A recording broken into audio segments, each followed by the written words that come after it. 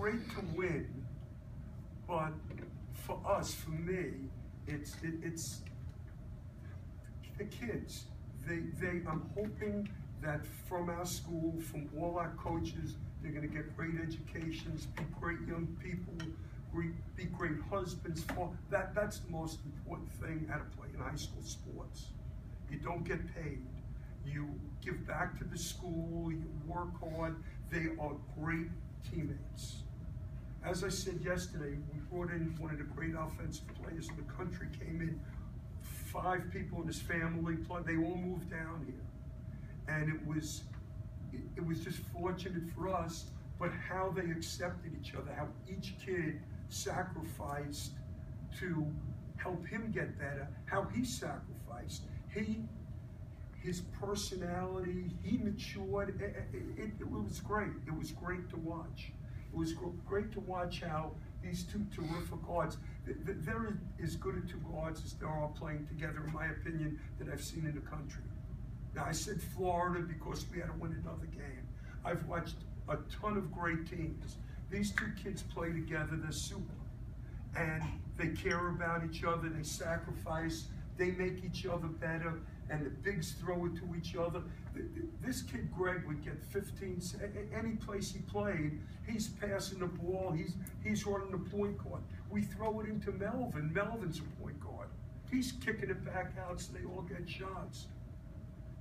And Richard, he's 280 pounds, 200, I don't say too much to him. Whatever he says, I say yes. And I'm sorry, last thing, and the kids on the bench. We have probably 5 kids, everyone's gonna get a college scholarship. 2 freshmen, a sophomore, 2 juniors. They are gonna be terrific players next year. They're terrific right now. Coach, for you, like, has it sunk in? I know you know, with the tenure, you did from being a referee to coaching at some of the different places you coach. Now, has it sunken in that you now have that ring after this long span? Yes, I think so, because I thought we were going to have a chance. You know, I don't get sentimental.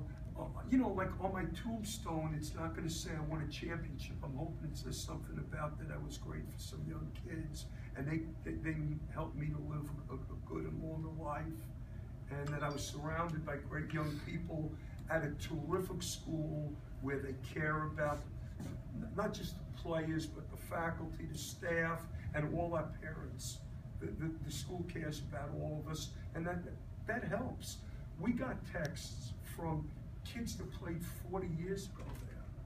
We sweated, we cried, we never got there. And we've always told the kids, play for each other, but it was wonderful that a gentleman graduated there in 1966, 67. They came to the games. I mean, that was special for us. Now, Marty, you've had Jose since 9th grade. Talk about his maturation from 9th grade until now being a state champion. I had a full head of hair when Jose came.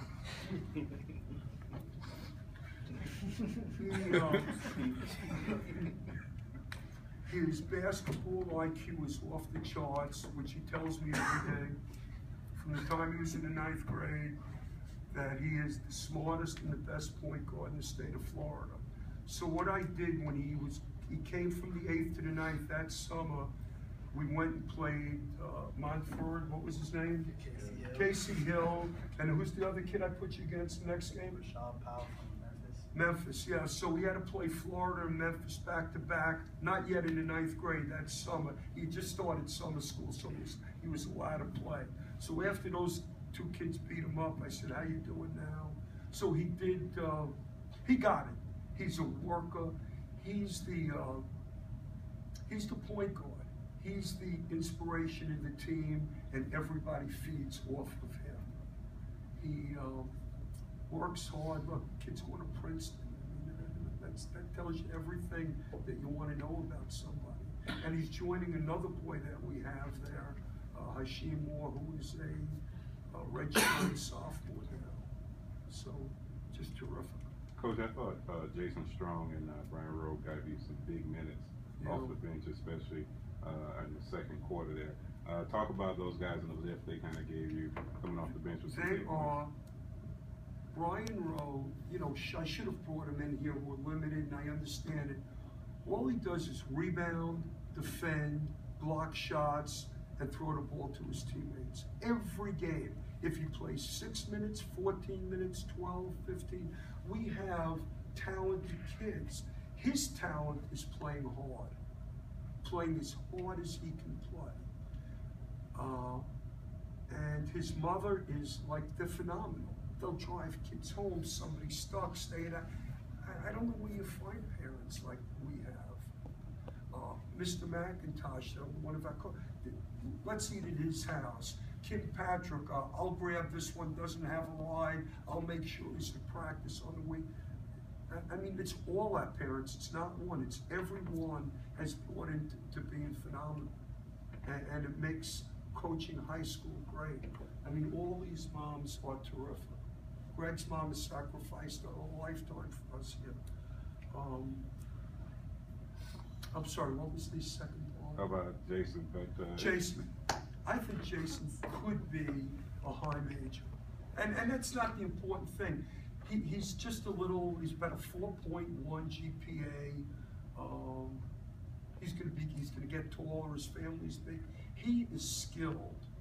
If we didn't have so many seniors and Maverick, who's off the charts, Jason would get 15 and 10 in any high school in Broward County, anybody. And I figure out how to keep him to less numbers. It's not easy. By keeping him on the bench more than I should, I mean, he is terrific. Every college coach that comes in to look goes, hey, Maverick, Melvin, who's that kid? Other questions? Maverick. Rick, real quick, Jose. Rick has actually led in the first quarter. Talk about what was going on through your mind and the team's mind to take back the lead and take control of the game. I mean, we definitely haven't trailed much this year, but we've had some tough games. A game like Ely really helped here. I remember that back in that game, what I took back from that game was I know this team could fight. So being down, I had no doubt in my mind we were going to keep fighting. We were going to keep pushing, and that's what we did. We came back and we had to win. Maverick, Jose, you guys can talk about just, like elaborate on what Coach was saying, just the way you guys became here, the way you guys meshed on the court, and just like, that process to get here and get this stuff. I like to pass the ball. He likes to score. This is that. I mean, and the good thing about it is he can pass the ball and I can score it. So we're just two guards playing basketball. So he makes it easy on me. I make it easy on him. And we try to make it easy for our other guys. And they do the same for us. It's just a team thing. And we play for each other. Jose, after the loss to Ely in the Big 8, what was the focus going into the district tournament? You guys played in a very tough district with Dillard and facing them a couple of times throughout the year. Like I said, I mean, after that game, it was a hard-fought game, and what I got from that is I know our team could fight no matter what. I know we're not going to give up on the game. We were down, we were up, we kept fighting. We never put our heads down, and it was just take it to whoever we had in front of us. Keep pushing. Happy birthday, Melvin. Maverick, just kind of talk about the year as a whole. I mean, from start to finish coming in and now sitting here as a state champion. It's been a great year. I come into a great school with great kids, great teammates, and couldn't have been any better. I really enjoyed it down here, and it was a great decision to move down here. And I really can't complain. Anytime we win a state championship, you can't complain about anything. So it was great. Not even about the coach. Talk about having your dad here with you, being on the coaching staff. He's there every single game. I know he had to have him at home, but have him here at games right there on the bench with you. Talk about just that relationship and that dynamic. He inspires me. If I'm not making some shots at the time, he'll talk to me, tell me a couple things, and next one's going in. Then I just keep playing. He tells me keep playing. It helps a lot. Maverick, can you tell me about your thoughts about the University of Florida? They're a great school. They got a great guy, Billy Donovan, does a great job. Their coach McCall. I've talked to him a lot. He's another great guy. They're struggling a little bit this year, but in the past they've had some great players. They're similar to me, and